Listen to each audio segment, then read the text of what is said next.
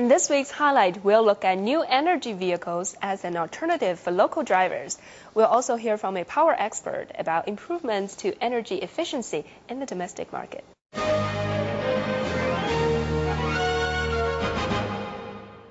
China has recently implemented a regulation on the production of vehicles powered by new energy, announcing that 20% of all cars of this type sold in the country are to be tracked in order to monitor their performance.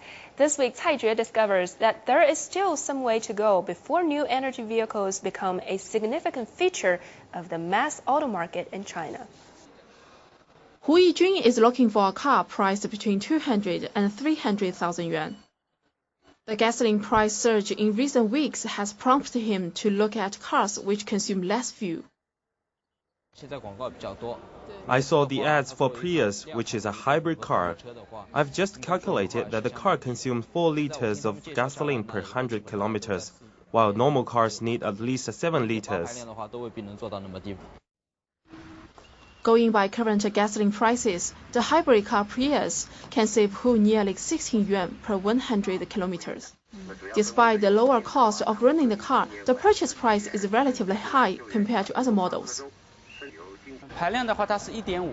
Combining the battery and fuel power together, Prius has the power output of a 2-liter engine and is priced from 280 to 300,000 yuan, while other cars on display here with the same output only cost around 200,000 yuan. It is a challenge. Part of the reason is the internal combustion engine is quite low cost and efficient, so we have to run against a difficult standard, if you will. But what we're going to have to do is find ways with these new technologies to make them affordable to consumers. GM has recently announced it will open an R&D center in Shanghai dedicated to new energy vehicle development.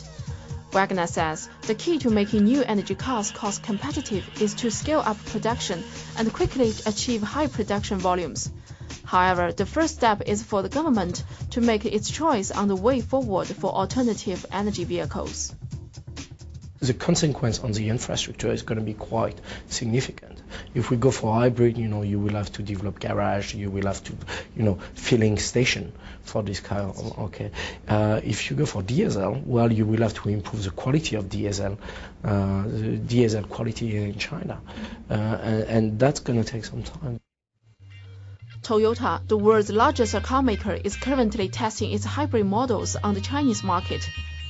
Meanwhile, Bosch, a leading automotive technology provider, is betting on clean diesel and has recently set up a diesel production plant in the country. If you look in European market, the percentage of power of the diesel engine on the market is fairly significant. So there have been some people who have been betting as well on a short-term solution that to see diesel engine, taking a bit of the passenger car market. And now the technology on diesel engine is cleaner and is cheaper than moving to hybrid or moving to ethanol or this type of energies. Kokila also says that hybrid is more likely to be a mid and long-term solution in China. Currently, only around 200 Prius cars have been sold since the model was launched by Toyota in January last year. Despite this, car makers are trying hard to nurture green car buyers. We've seen when we've introduced some new energy concept cars, if it looks different, it tends to get people's attention. But by the same token, keep the same kind of benefits that people like in their current cars and offer, better fuel economy, lower emissions. I think if we do that right, we have a chance to grow, is the business rationale that we have for that. After deliberating for a whole afternoon, Hu decided to buy the hybrid car instead of a standard model. The cutting-edge technology puts him ahead of the general public in China, where industry representatives predict it will take another 5 to 10 years for the market to be ready for clean green driving. Cai Jue for BizWatch. Besides innovative energy resources, the Chinese government is also allocating investment to improve the power industry. This week, we talked to Christopher Kearney, president of U.S.-based power equipment supplier SPX Corporation, on China's efforts to improve energy efficiency and how the domestic power sector can go even greener. We know the Chinese government is expected to allocate 800 billion yuan during the year 2005 to 2010 in infrastructure construction for power-related industries. So 2 years have passed. Which segment of infrastructure have you seen the greatest growth over the past 2 years? It's been in coal-fired power generation. That is a very large market for us. And has been a very successful market for us in China. Over the last 4 years, there have been approximately 100 coal-fired generation plants either commissioned or in the planning process.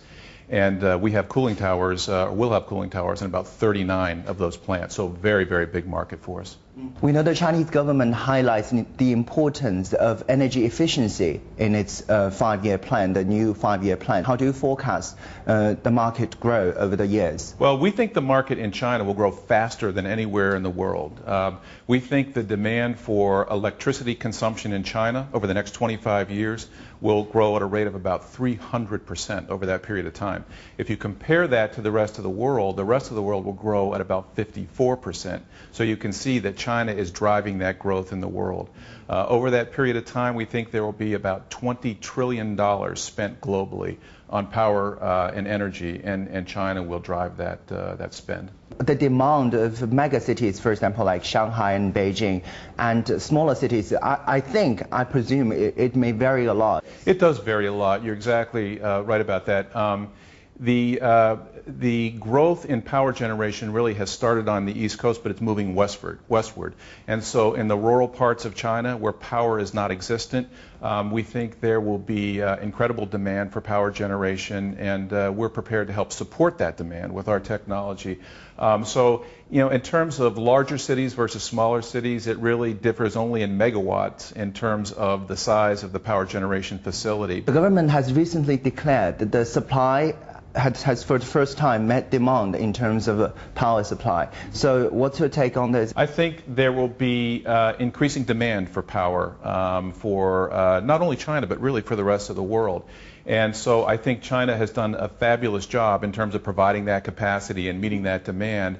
I think as the government anticipates providing power generation capacity throughout the rest of the country, I think the demand for products and equipment that we provide will continue to grow. What initial opportunities have you seen? We have participated in greatly, have been in the creation of additional power generation capacity. The cooling tower business has really driven our growth in China. In 2006, we did about $380 million of revenue in China. We've grown at a rate, as I said, an annual rate of about 35% per year. About 70% of that $380 million in 2006 was from power generation. The Chinese government is highlighting hydro and nuclear power in the coming years. So how did you see this market grow in the years to come? We think that the need for nuclear power in China will be significant over the time period, that horizon that I discussed. And that is great for us because we provide a variety of products that will serve those nuclear generation needs, just as we have coal-fired needs over the past 4 years and as we will going forward. And it goes beyond cooling towers. It goes to our flow technology products.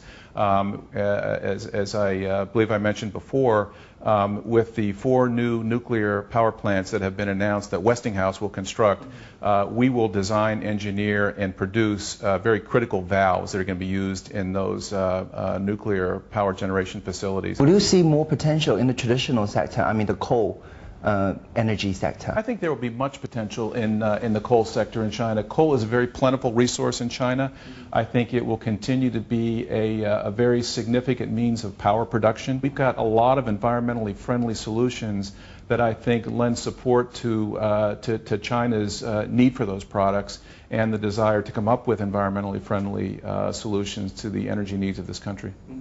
China has vowed to cut energy consumption per unit of gross domestic product by 20% from 2006 to 2010, or 4% each year, and reduce pollutant emissions by 10% during that period.